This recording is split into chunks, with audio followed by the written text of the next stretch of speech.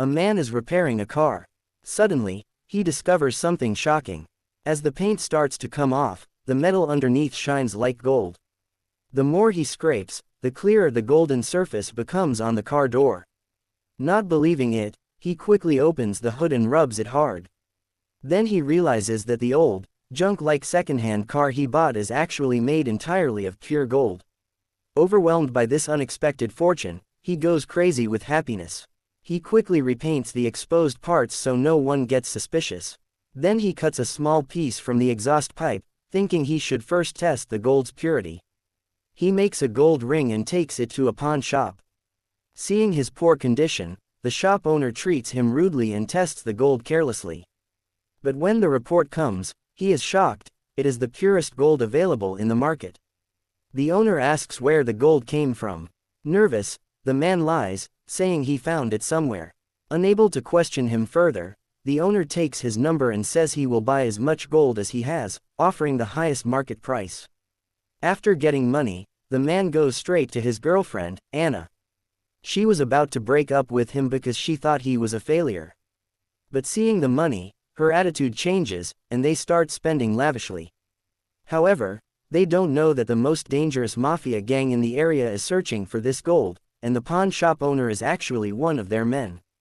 The truth is, before dying, the mafia boss converted all his illegal wealth into gold and molded it into a car. His men only knew the treasure existed but not where it was hidden.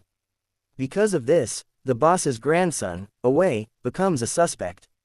The mafia tortures him to get information, even cutting off one of his toes with a hydraulic cutter, but he truly knows nothing. Meanwhile, the man tries to give some money to the previous car owner out of gratitude. But on his way back, he accidentally runs into mafia members and narrowly escapes. The mafia fails to reach the car, but the former owner is not so lucky.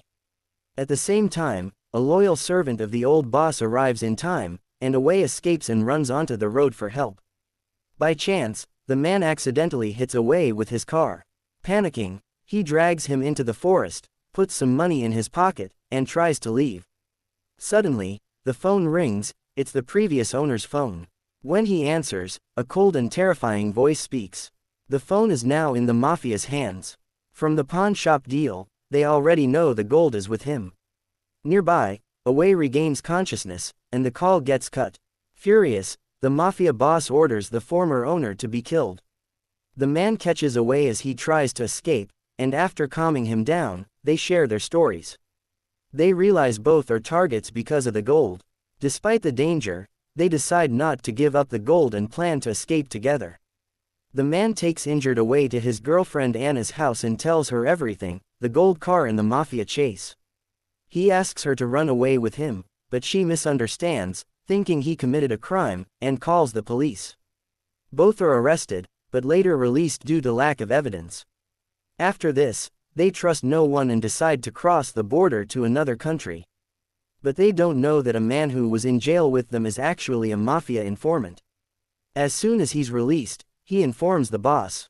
The mafia then sends their most dangerous killer after them. Near the border, their car tire bursts, forcing them to separate. The man goes to a nearby garage, while Away looks for help to cross the border. At the garage, the mechanic takes advantage and demands a high price. While repairing, a worker notices the hidden gold.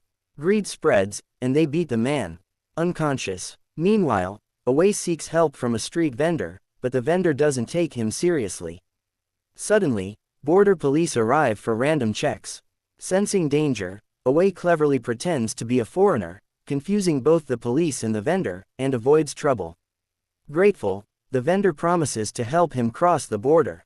Back at the garage, the workers debate what to do with the man, but he was only pretending to be unconscious. He escapes. Later, it turns out the old man helping Away is actually the garage owner. Realizing their mistake, they apologize and help disguise the car again. In gratitude, the man and Away give him the car's gold fuel cap. Just as things seem fine, a car arrives, the deadly killer steps out. Away recognizes him and hides. The mechanics try to delay him, but when he reveals his identity, they panic and run.